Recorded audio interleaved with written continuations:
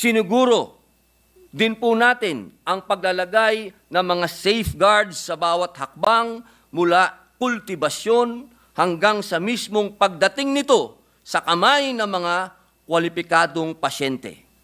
Magkakaroon po tayo ng mga electronic monitoring systems in place upang masubaybayan ng pamahalaan at ng kinauukulan na ang lahat ay tumatalima sa mga limitasyong isinaad ng batas.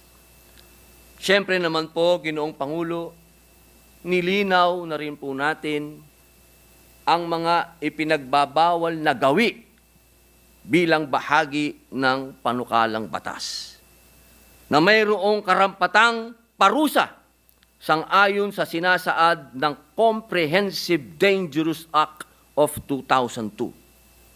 Halimbawa, ang isang kwalipikadong pasyente ay hindi maaaring gumamit ng medical cannabis maliban sa layuning pang-medikal at labas sa itinalagang treatment facilities.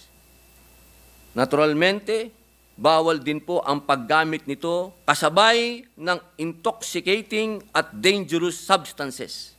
Hindi rin po pinapayagan ang pagbebenta at pamimigay ng medical cannabis mula sa pasyente.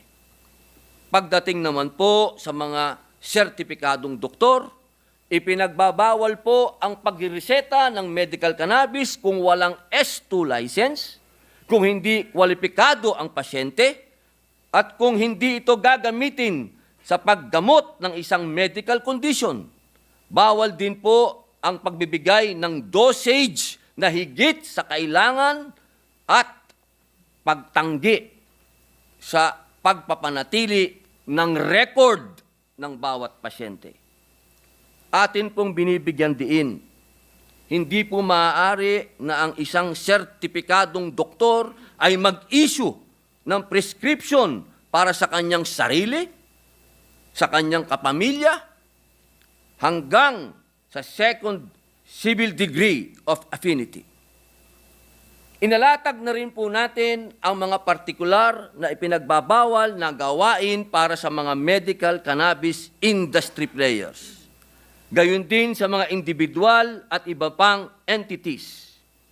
Naglagay din po tayo ng probisyon para sa pagsasanay ng mga medical cannabis physicians, pharmacists,